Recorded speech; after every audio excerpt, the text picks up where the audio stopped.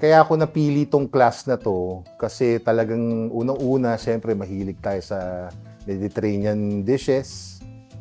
And gusto ko rin i-share sa inyo ang mga natutunan ko when I apprenticed sa kitchen ng isang Persian restaurant that was partly owned by my brother-in-law.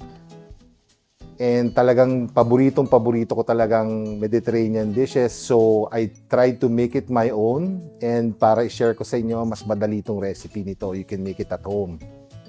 Unang-una, syempre ang ating shawarma. Sino ba naman hindi may gusto ng shawarma? Ang shawarma natin, two ways. We have our typical shawarma wrap.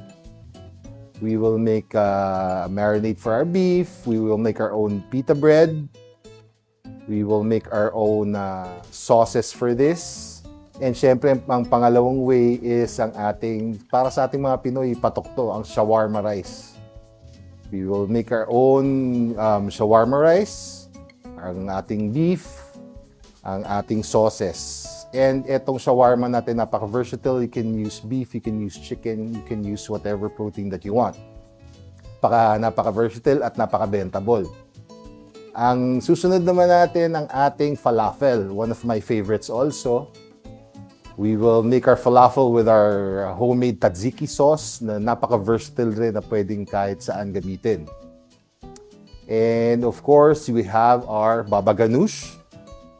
Napaka-healthy, napaka-wholesome, and it's a showstopper for potlucks. And syempre, lahat to napaka-simple pero wala na masisimple pa sa labne. It's like it's made of yogurt, and magugulat kayo makakagawa kayo nito with only 2 ingredients and a refrigerator. You will make your own cheese, a cheese dip. And of course, syempre may pa-bonus tayo. Kung nagustuhan niyo yung hummus natin before sa aking previous class, baka mas magustuhan niyo to. Ito ang aking version 2.0 ng ating hummus. It's more creamy, it's more smooth, and it will go on anything.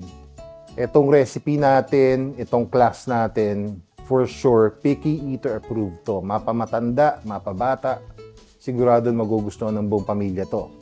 And one more thing, syempre, ito napaka-healthy.